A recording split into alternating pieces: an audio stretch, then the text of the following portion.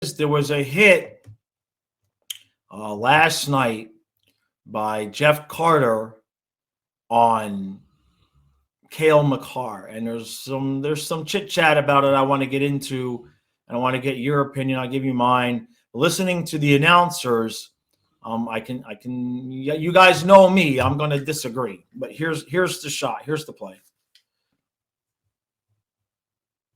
Right here is Cale. Carter comes in and that's on purpose. My goodness. Nope, it's my first look at it, Moj, and I'm with you. Take a look at it right here, folks. This needs to be out of the game. The NHL knows it.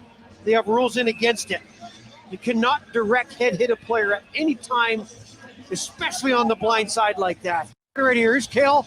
Now, I can hear what they're saying. If you watch the shoulder and the heads, you think that this is intentional. Carter comes in and that's on purpose. My goodness. Nope, it's my first look at it, Moj, and I'm with you. Take a look at it right here, folks.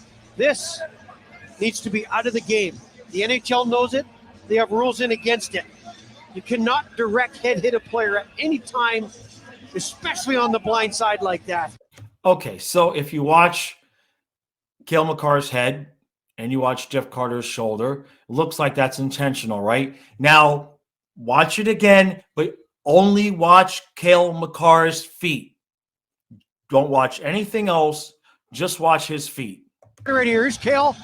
Carter comes in and that's on purpose. My goodness. Nope, it's my first look at it, Moj, and I'm with you. Take a look at it right here, folks. This needs to be out of the game. The NHL knows it. They have rules in against it.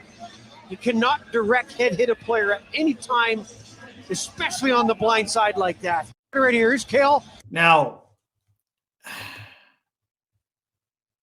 okay. He skates into Carter. And you would think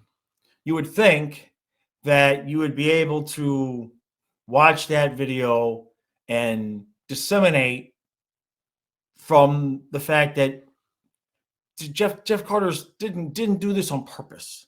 And I guess the point I'm making is that if you go through the thread, obviously, I even saw Jay Fresh retweet. In fact, that's how I found it, was he's retweeting saying that, there's calling for a suspension of Carter.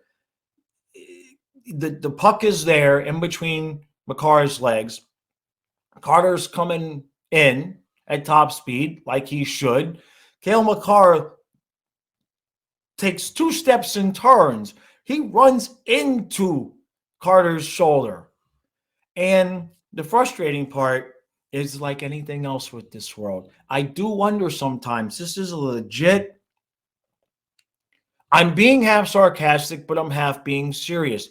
Are we living in a simulation where in the video that I'm watching, I see Makar's feet move, but in the video that somebody else is watching, like he stands still and he's just standing there innocently and Carter comes up and elbow? I mean, are we legit watching 2 different things? Sometimes I believe that that's the only logical explanation, as illogical as that sounds. Okay? Sometimes the idea that we are living in a simulation and being shown 2 different things is more logical than some of the arguments I see made against some of these plays where it's 100% abundantly clear that Cale Makar takes a step or 2 right into Jeff Carter's shoulder. But some people, you just can't be convinced of that. You just can't be convinced of that. And it makes it.